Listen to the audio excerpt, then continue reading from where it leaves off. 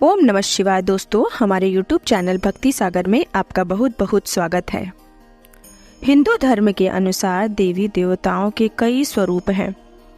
छिन्नमस्ता माता को देवी पार्वती का स्वरूप माना जाता है। कई भक्त माता के इस स्वरूप की पूजा करते हैं ताकि उनके जीवन के सभी कष्ट दूर हो जाए और छिन्नमस्ता माता उनकी मनोकामनाओं को पूरी करे।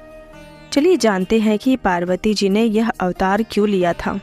पौराणिक कथा के अनुसार एक बार माँ पार्वती भ्रमण करने के लिए अपनी दो सहेलियाँ जया और विजया के साथ निकली। तभी उन्होंने मंदाकिनी नदी में स्नान करने की इच्छा प्रकट की, लेकिन माता की दोनों सहेलियों ने कहा कि उन्हें भूख लगी है, इसीलिए वह भोजन करने के बाद स्नान करेंगी।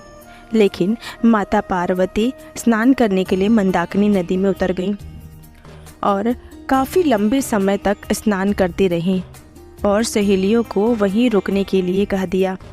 बीच में कई बार जया और विजया ने उन्हें रोका कि माँ भूख लगी है, लेकिन माता पार्वती स्नान में मंत्र मुग्ध होने के साथ संसार में करुणा बरसा रही थीं।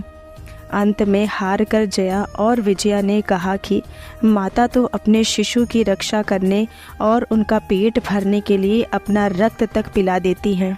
माँ, आप तो इस संसार की पालक हो, लेकिन हमारी भूख का आप कुछ नहीं कर रही।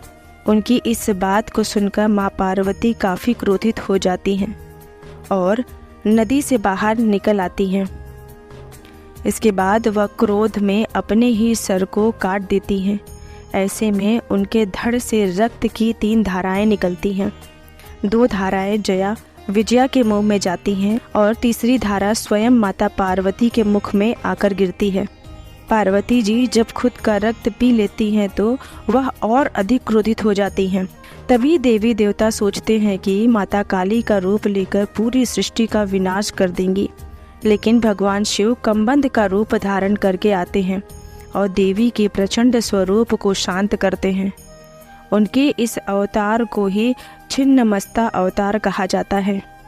छिन्नमस्ता माता को माता पार्वती का ही स्वरूप माना जाता है, जो कि काफ़ी उग्र रूप में रहती हैं। छिन्नमस्ता माता के एक हाथ में स्वयं का ही कटा हुआ सिर रखा होता है। मान्यता के अनुसार छिन्नमस्ता माता की विधि पूर्वक पूजा करने से सभी मनोकामना पूर्ण होती है।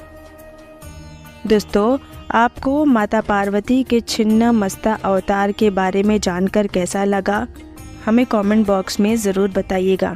और अगर आपको ये कहानी अच्छी लगी हो तो इसे शेयर ज़रूर करिएगा।